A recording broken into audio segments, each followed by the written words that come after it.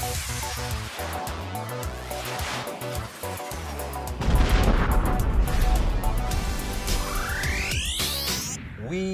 love symmetry. It's in our art and architecture.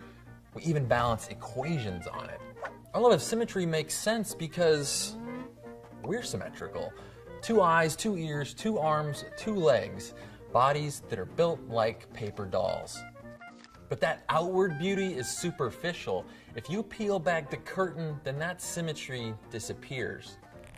Your guts are a mess.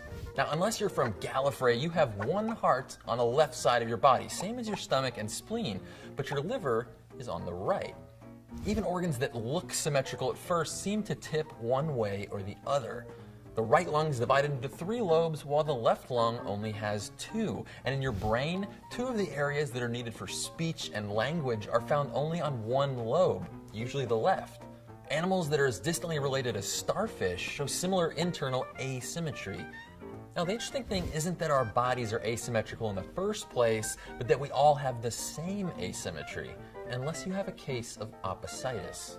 1 in 20,000 people have a genetic condition called situs inversus, where the internal organs are inverted left to right. These people usually show no negative effects from their reversed innards, unless their name is Donny Osmond.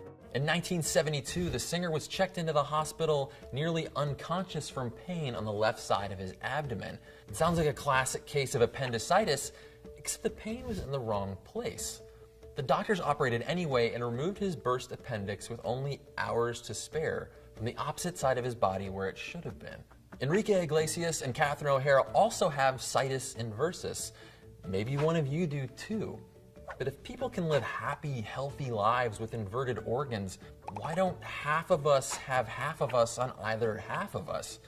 And if it doesn't hurt to be asymmetrical on the inside, then why are we so non-asymmetrical on the outside? One theory says that throughout evolution, when animals are looking to pass their genes on to the next generation, sometimes it is what's on the outside that counts. Female barn swallows seem to choose males based on the symmetry of their long forked tails. Highly symmetrical bodies in animals might signal quality genes and better offspring. Of course, when humans pair up, we display many kinds of symmetry. And we look for a lot more than just balanced bodies. I mean, you wouldn't decide to date someone based on where their heart was, as long as it's with you. Aww. So how does it get this way?